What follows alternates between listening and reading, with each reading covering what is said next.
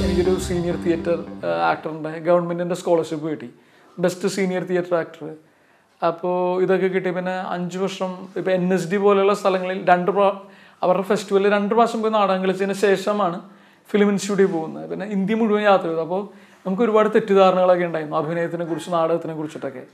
അപ്പോൾ അവിടെ അഡ്മിഷൻ കിട്ടിയപ്പോഴും ഏറ്റവും ടോപ്പേഴ്സിൻ്റെ കൂട്ടത്തിലായിരുന്നു ഞാൻ. അപ്പോൾ ടോപ്പ് റാങ്കേഴ്സ് എന്ന് പറയാം ഞങ്ങൾ 3 പേര്. അപ്പോൾ അവിടെ ചെന്ന് കഴിഞ്ഞപ്പോൾ ഇതൊക്കെ എന്താ, നമ്മൾ പഠിച്ചതും നമ്മൾ മനസ്സിലാക്കിയതും ഒന്നുമല്ല. ശരിക്കും ഇപ്പോഴാണ് എൻ്റെ പഠനം നടന്നുകൊണ്ടിരിക്കുന്നത്. ഇപ്പം ഈവൻ ഫിലിം ഇൻസ്റ്റിറ്റ്യൂട്ടിലായിരുന്നപ്പോഴും പല കാര്യങ്ങളും നമ്മുടെ അധ്യാപകർ പറയുന്നത് നമുക്ക് മനസ്സിലാകുന്നില്ലായിരുന്നു. പക്ഷേ ഇപ്പോൾ നമ്മൾ സിനിമകൾ ചെയ്യണു, ഇപ്പം നമ്മൾ ഓരോ കഥാപാത്രങ്ങൾ അവതരിപ്പിക്കുമ്പോൾ ഉണ്ടാകുന്ന ബുദ്ധിമുട്ടുകളും അപ്പം ഞാൻ റിലേറ്റ് ചെയ്യും. എൻ്റെ ടീച്ചർ അല്ലെങ്കിൽ എൻ്റെ ഗുരു അന്ന് പറഞ്ഞത് ഇതായിരുന്നില്ല എന്നുള്ള തരത്തിൽ. അപ്പോൾ ലൈഫ് ചേഞ്ചിങ് എക്സ്പീരിയൻസ് ആയിരുന്നു തീർച്ചയായിട്ടും. അത് ഇൻസ്റ്റിറ്റ്യൂട്ട് എന്ന് പറയുന്നത് ഇപ്പോൾ ഇന്ത്യയിലെ ഏറ്റവും നല്ല ഫിലിം ഇൻസ്റ്റിറ്റ്യൂട്ട് പൂനെ ഫിലിം ഇൻസ്റ്റിറ്റ്യൂട്ടാണ്, ഗവൺമെൻറ്റിൻ്റെ ഇൻസ്റ്റിറ്റ്യൂട്ട്. ഇപ്പോൾ ഒരുപാട് പ്രൈവറ്റ് ഇൻസ്റ്റിറ്റ്യൂട്ട്സ് ഉണ്ട്, അതും ഒരിക്കലും ഒരു ഫിലിം ഇൻസ്റ്റിറ്റ്യൂട്ടായിട്ട് നമുക്ക് കമ്പയർ ചെയ്യാൻ പറ്റും. ഇപ്പോൾ ജോൺ എബ്രഹാം പഠിച്ച ഫിലിം ഇൻസ്റ്റിറ്റ്യൂട്ടാണ്, അടൂർ ഗോപാലകൃഷ്ണനും അല്ലെങ്കിൽ സന്തോഷവനും പഠിച്ച ഫിലിം ഇൻസ്റ്റിറ്റ്യൂട്ട്. അപ്പോൾ അതിൻ്റെ ഒരു ക്ലാസ് വേറെ തന്നെയാണ്. അപ്പോൾ ആ കൂട്ടത്തിലൊരു അപവാദം ഞാൻ മാത്രമേ ഉള്ളൂ. അപ്പോൾ അങ്ങനെ നമുക്കൊരിക്കലും കമ്പയർ ചെയ്യാൻ പറ്റില്ല ഫിലിം ഇൻസ്റ്റിറ്റ്യൂട്ട്സ്. എങ്കിലും എനിക്ക് തോന്നുന്നു ആ ഒരു എൻവയൺമെൻറ്റിൽ ജീവിക്കുക എന്ന് പറയില്ല, അതായത് 2.5 വർഷം ഫിലിം ഇൻസ്റ്റിറ്റ്യൂട്ടിൽ ജീവിക്കുക, അവിടുത്തെ മെസ്സിലെ ഭക്ഷണം കഴിക്കുക. ഇപ്പം നമ്മളൊരു പക്ഷേ ഞാൻ ക്യാൻറ്റീനിൽ രാവിലെ മറ്റേ ഒരു 6 രൂപ കൊടുത്ത് കഴിഞ്ഞാൽ പോഹാന്ന് പറഞ്ഞ സാധനം കിട്ടും, അല്ലെങ്കിൽ 2 രൂപയ്ക്ക് ചായ. അപ്പോൾ അത് കഴിക്കാൻ വേണ്ടി രാവിലെ പോയി കഴിയുമ്പോൾ അവിടെ ഇരുന്നിട്ട് സന്തോഷവും കഴിക്കുന്നുണ്ടാവും, 2 രൂപയുടെ ചായ കുടിക്കുന്നുണ്ടാവും. അപ്പോൾ അദ്ദേഹത്തിൻ്റെ ഒപ്പം പോയിരുന്ന് നമുക്ക് സംസാരിക്കാം, കാര്യം ഞാൻ ജൂനിയർ ആണല്ലോ. അല്ലെങ്കിൽ നമ്മൾ പുറത്തേക്ക് പോകുമ്പോൾ അവിടെ വിസ്ഡം ട്രീ എന്നിട്ടൊരു മാവുണ്ട്, വലിയ മാവ്. അപ്പോൾ ഇവിടുന്ന് കൂട്ടുകാരൊക്കെ പറയും, എടാ ഞാൻ ആ മാവിൻ്റെ ചോട്ടിൻ്റെ അടിയിലുണ്ടെന്ന്. വിസ്ഡം ട്രീ ആണ്, ഞങ്ങളെ സംബന്ധിച്ച് ഭയങ്കര സീക്രട്ടാണ് അത്. അപ്പോൾ അവിടെ പോകുമ്പോൾ അതിൻ്റെ അടിയിൽ സഞ്ജയ് ലീല ബൻസാലി ഇരിക്കുന്നുണ്ടാവാം, അല്ലെങ്കിൽ നമ്മൾ പുറത്തേക്ക് പോകുമ്പോൾ മറ്റേ രാജ്കുമാർ ഹിറാനി വരുന്നുണ്ടാവാം. അപ്പോൾ ഇതൊരു എക്സ്പീരിയൻസ് ആയിരിക്കും അവിടെ താമസിക്കുക, അല്ലെങ്കിൽ ഏറ്റവും ചുരുങ്ങും പക്ഷേ ഇവരുടെ ക്ലാസ്സുകളിൽ ഇരിക്കുക. നസ്രുദ്ദീൻ ഷാ വന്നിട്ട് ഒരു അഭിനയ വിദ്യാർത്ഥിക്ക് ക്ലാസ് എടുക്കുന്നു, അതിൻ്റെ അപ്പുറത്തേക്ക് ഉള്ളൊരു ഭാഗ്യമുണ്ടല്ലോ. അതെനിക്ക് തോന്നുന്നു തീർച്ചയായിട്ടും ഇൻസ്റ്റിറ്റ്യൂട്ട് കൊണ്ട് മാത്രം കിട്ടിയതാണ്. ഞാൻ പഠിച്ച ഒരു ആംഗ്ലോ ഇന്ത്യൻ സ്കൂളിലാണ്, ഒരു 60-70 കുട്ടികൾ ക്ലാസ്സിലുണ്ടാവും. ഈ ടീച്ചേഴ്സിന് നമ്മുടെ പേരറിഞ്ഞൂടാ, ഒരു ബന്ധവുമില്ല. ഇപ്പോഴും ഞാൻ ഇൻസ്റ്റിറ്റ്യൂട്ടിൽ മറ്റേ സ്കൂളിലൊക്കെ പോയി കഴിഞ്ഞാൽ ആർക്കും അറിഞ്ഞുകൂടാ ഞാൻ ആരാണെന്ന്. എന്നെപ്പോലത്തെ ഒരു വ്യക്തി അവിടെ പഠിച്ചിരുന്നോന്ന് അറിഞ്ഞുകൂടാ. ഇപ്പം സിനിമയിൽ അഭിനയിച്ചുകൊണ്ടോ ഇവൻ അവിടെ പഠിച്ചിട്ടുണ്ടോ എന്നുള്ളൊരു തോട്ടേ ഉള്ളൂ. അപ്പോൾ പക്ഷേ ഫിലിം ഇൻസ്റ്റിറ്റ്യൂട്ടിൻ്റെ അഡ്വാൻറ്റേജ് ഇപ്പോൾ ടോം വോൾട്ടർ എന്ന് പറഞ്ഞൊരു ആക്ടറുണ്ട്, തിയേറ്റർ ആക്ടറാണ്, മറ്റേ ഹിന്ദിയിൽ ഏറ്റവും നല്ലൊരു ആക്ടറാണ്. അപ്പോൾ അല്ലെങ്കിൽ ബെഞ്ചമിൻ ഗിലാനി, അല്ലെങ്കിൽ ഇപ്പോൾ പുതിയ സീരീസ് ഓഫ് ക്യാരക്ടർ ആക്ടേഴ്സിൽ ഇപ്പോൾ ലൈഫ് ഓഫ് എ ബോയ് പോലത്തെ സിനിമകളിൽ ആദിൽ ഹുസൈൻ എന്നൊരു ആക്ടറുണ്ട്. ഇവരൊക്കെ ഇപ്പോഴും നമ്മളെ, അതായത് എനിക്ക് ഏത് മൊമെൻറ്റിലും ഇവരെ ഫോൺ ചെയ്യാം. ഇവർ കേരളത്തിൽ വരികയാണെങ്കിൽ ഇവർ എന്നെ ഫോൺ ചെയ്യും. അല്ലെങ്കിൽ ഇപ്പം നമ്മളവരെ നേരിട്ട് കാണുമ്പോൾ നമ്മളുടെ ഇവിടെയുള്ള ഒരു ഇതില്ല, അവരെ നമ്മളെ ഹഗ് ചെയ്യും ലിറ്ററലി. അതുണ്ടല്ലോ, ആ ഗുരുശിഷ്യ ബന്ധമുണ്ടല്ലോ, അത് ഏറ്റവും കൂടുതൽ ഞാൻ അനുഭവിച്ചു. ഇപ്പോൾ പല സിനിമകളും, ഇപ്പം ഇവൻ അപൂർവരാഗം പോലെയുള്ള സിനിമകളിൽ ഇത്രയും വലിയൊരു കഥാപാത്രത്തിനെ അവതരിപ്പിക്കുമ്പോൾ ഞാനും വെറും ഒരു തുടക്കക്കാരനാണ് ശരിക്കും. ഇപ്പോൾ ആണെങ്കിൽ ഞാൻ കുറച്ചും കൂടി സേഫാണ്. ഇപ്പോൾ നമ്മൾ കുറച്ച് സിനിമകൾ ചെയ്തതിൻ്റെ ഒരു ചെറിയ എക്സ്പീരിയൻസ് ഉണ്ട്.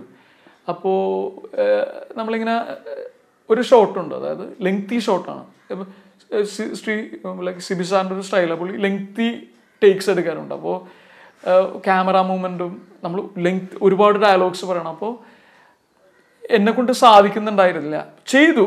പക്ഷേ നമുക്കൊരു സംതൃപ്തി വരണമല്ലോ, അല്ലെങ്കിൽ റീടേക്സ് വരുമ്പോൾ ഈ 150 പേര് വെയിറ്റ് ചെയ്യുന്നതല്ലേ. അപ്പോൾ പലപ്പോഴും മറ്റേ ഷൂട്ടൊക്കെ കഴിഞ്ഞിട്ട് റൂമിലൊക്കെ പോയിട്ട് കരഞ്ഞിട്ടൊക്കെ ഉണ്ട്. അതായത് ഞാൻ ഒരു നടനാകാൻ വിധിച്ച ആളാണോ, അല്ലെങ്കിൽ എന്നെക്കൊണ്ട് അഭിനയിക്കാൻ സാധിക്കുമോ ഇല്ലയോ എന്നുള്ള ചോദ്യങ്ങളൊക്കെ ഉണ്ടല്ലോ. ഇതല്ലാണ്ട് വേറെ ഒന്നും എനിക്ക് അറിഞ്ഞൂടാ, ഞാൻ എങ്ങനെ ജീവിക്കും, ഇതേപോലെ ഒരുപാട് തോട്ടുണ്ട്. അപ്പോൾ ആകെ പ്രതിസന്ധിയിലൊക്കെ പെട്ടിങ്ങനെ നിൽക്കുമ്പോഴായിരിക്കും ഞാൻ ആലോചിക്കുന്നത്, ശരി ഞാൻ എൻ്റെ ടീച്ചറിനെ വിളിക്കാം. ഞാൻ നേരെ വിളിക്കും ഇവരാരെങ്കിലും. അപ്പോൾ ഇവരെന്നോട് 1 മണിക്കൂർ 2 മണിക്കൂറൊക്കെ ഫോണിൽ ഞാൻ സംസാരിക്കും. പിന്നെ ഇത് നിൻ്റേത് മാത്രമായിട്ടുള്ള പ്രശ്നമല്ല, ഞങ്ങളും ഇതേപോലെ ഞങ്ങളെ പഠനം കഴിഞ്ഞിട്ട് ഇൻഡസ്ട്രിയിലേക്ക് പോയി കഴിഞ്ഞപ്പോൾ ഞങ്ങളെല്ലാവരും ഫേസ് ചെയ്ത കാര്യമോ. അപ്പം നീ റിലാക്സ് ചെയ്യൂ, കമ്പോസ്ഡ് ആയിരിക്കും. ഒരു ദിവസം കൊണ്ട് ഇങ്ങനെ എടുത്തു ചാടി ടെൻസ്ഡ് ആവല്ലേ, അല്ലെങ്കിൽ തീരുമാനങ്ങൾ എടുക്കല്ലേ, അല്ലെങ്കിൽ സ്വയം കുറ്റപ്പെടുത്തല്ലേ. ഇത് നമ്മളെല്ലാവരും മനുഷ്യരല്ലേ. ശരിക്കും ഒരു ക്യാമറാമാനോ അല്ലെങ്കിൽ ഒരു എഡിറ്ററോ അല്ലെങ്കിൽ ബാക്കി എല്ലാവർക്കും അവർ ഒരു ക്രാഫ്റ്റ് ആണല്ലോ ശരിക്കും. ക്യാമറ വെച്ചിട്ട് ഒരു ഇൻസ്ട്രുമെൻ്റ് ആണ്. പക്ഷേ നീ എന്ന് പറയുന്ന ഒരു മനുഷ്യനാണ്, അല്ലെങ്കിൽ നീ ഒരു നടനായിട്ട് അഭിനയിക്കുമ്പോൾ നീ ഇമോട്ട് ചെയ്യുന്ന ആളാണ് ശരിക്കും. അപ്പോൾ നിനക്ക് അപ്സ് ആൻഡ് ഡൗൺസ് ഉണ്ടാവും. അപ്പോൾ അങ്ങനെയൊക്കെ പറഞ്ഞ് ആ ഒരു എനിക്ക് തോന്നുന്നു ജീവിതത്തിലുണ്ടായ ഏറ്റവും നല്ല കാര്യം അല്ലെങ്കിൽ ഏറ്റവും നല്ലൊരു അനുഗ്രഹം ഫിലിം ഇൻസ്റ്റിറ്റ്യൂട്ടിൽ പഠിക്കാൻ സാധിച്ചതും അതുകൂടാതെ ഇത്തരം വലിയ ആളുകളുമായിട്ടുള്ള ബന്ധമാണ്. അത് എനിക്ക് കൊച്ചിയിൽ ഇവർ വന്നു കഴിഞ്ഞാൽ, കേരളത്തിൽ വന്നു കഴിഞ്ഞാൽ ഇവർ എന്നെ വിളിക്കാറുണ്ട്. അപ്പോൾ അതിലും വലിയൊരു അനുഗ്രഹം. ഒരു ക്യാരക്ടർ ആക്ടർ എന്നുള്ള തരത്തിൽ ചുരുങ്ങണമെന്ന് ഒരിക്കലും അതായത് എനിക്ക് തോന്നുന്നത് അതൊരു നടൻ്റെ പരിമിതിയായിരിക്കാം. ശരിക്കും നമ്മളിപ്പോൾ മുന്നോട്ട് നോക്കുമ്പോൾ ഇപ്പം എൻ്റെ ജനറേഷനിലുള്ള ലീഡ് ആക്ടേഴ്സ് ചെയ്യുന്ന കാര്യങ്ങൾ നമുക്കും ചെയ്യാൻ പറ്റും എന്നുള്ളൊരു വിശ്വാസമുണ്ട്. വിശ്വാസമാവാം, അത് തെറ്റാവാം, ശരിയാവാം. പക്ഷേ എനിക്ക് തോന്നുന്നു ഇത് പറയുമ്പോഴും എനിക്ക് നായകനാകണം എന്ന് നിർബന്ധമില്ല. എനിക്ക് ഇപ്പോൾ കുറേ അവസരങ്ങൾ വരുന്നുണ്ട് കേട്ടോ. ഒരു പക്ഷേ വലിയ ഡയറക്ടേഴ്സോ വലിയ സിനിമകളോ അല്ല പക്ഷേ എങ്കിലും ഭേദപ്പെട്ട സ്ക്രിപ്റ്റും ഭേദപ്പെട്ട അത്യാവശ്യം സെൻസിബിൾ ആയിട്ടുള്ള ആളുകൾ ലീഡ് ക്യാരക്ടേഴ്സ് ചെയ്യാൻ അപ്രോച്ച് ചെയ്യുന്നുണ്ട്. പക്ഷേ എന്നെ ഒരിക്കലും അതായത് പറയാം നായകൻ എന്ന് പറഞ്ഞൊരു സങ്കല്പം ഒരിക്കലും എന്നെ അട്രാക്ട് ചെയ്തിട്ടില്ല. പക്ഷേ ഇന്ന് ഈ മൂമെൻറ്റിൽ ഞാൻ നിൽക്കുമ്പോൾ എനിക്കൊരു മേജർ ക്യാരക്ടർ ചെയ്യണം. എനിക്കൊരു സിനിമയിൽ വന്നിട്ട് ഒരു 3-4 സീൻ ചെയ്തിട്ട് തിരികെ പോകാനുള്ള ഒരു ഇതില്ല ശരിക്കും. ഒരു സിനിമ ചെയ്യുമ്പോൾ ആ സിനിമയുടെ ഒരു വിജയം വന്നു കഴിഞ്ഞാൽ അത് ആസ് ആൻ ആക്ടർ എൻ്റെ കരിയറിനെ ഗുണം ചെയ്യണം ശരിക്കും. ഇന്ന് മലയാള സിനിമ നിർണ്ണയിക്കുന്നത് താരമൂല്യമുള്ള അല്ലെങ്കിൽ സാറ്റലൈറ്റ് റൈറ്റുള്ള ആക്ടേഴ്സാണ് അല്ലേ.